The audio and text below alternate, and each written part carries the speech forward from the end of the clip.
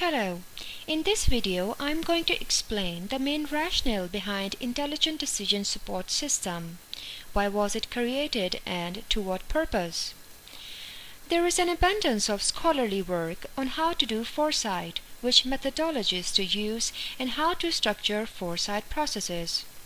Also, the integration and use or not use of foresight in strategic decision-making, management, and politics is the topic of many scholarly works.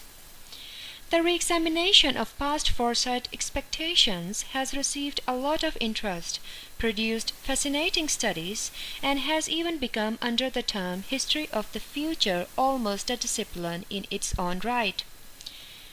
But an almost neglected aspect is the sustainability and reuse of public foresight results, especially after the hot dissemination phase of public foresight project ends. There are many good reasons for this.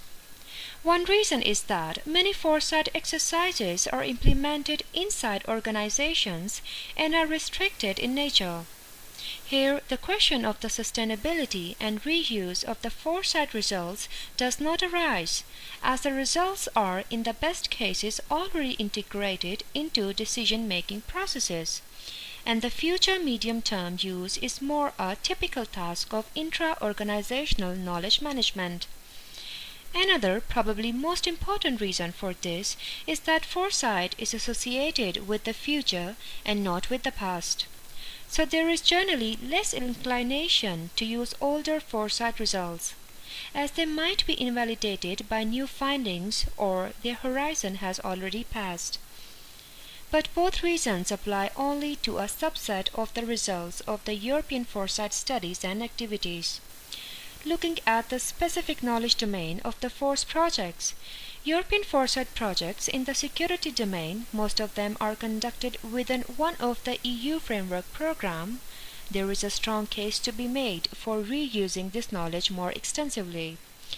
First, there is a societal duty for this. Most of these projects were funded under the 7th Framework Program, financed by European taxpayers and directed at end user from public bodies of the EU and its member state, and should be open to all Europeans. Letting these results just vanish after the project ends is not acceptable, especially as the end user interviews on FORCE showed clearly that many of the projects were not even known by members of the stated target audience. As most of the projects have a time horizon over 5 years, and all mapped projects come from the last 5 years, most of the findings are still valid and can be used as input for security organizations' strategic planning. And even slightly outdated results are still of practical interest, as they help to challenge views and show contingencies, an important aspect of successful foresight.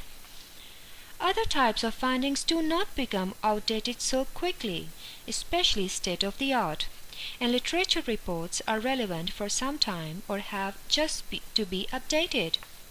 Additionally, the FORCE Intelligent Decision Support System does not have to be used to explore foresight results for knowledge acquisition.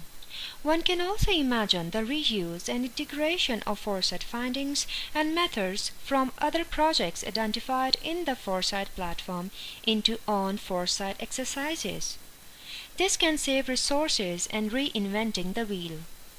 So there are good reasons to make foresight results more sustainable, reusable, and accessible.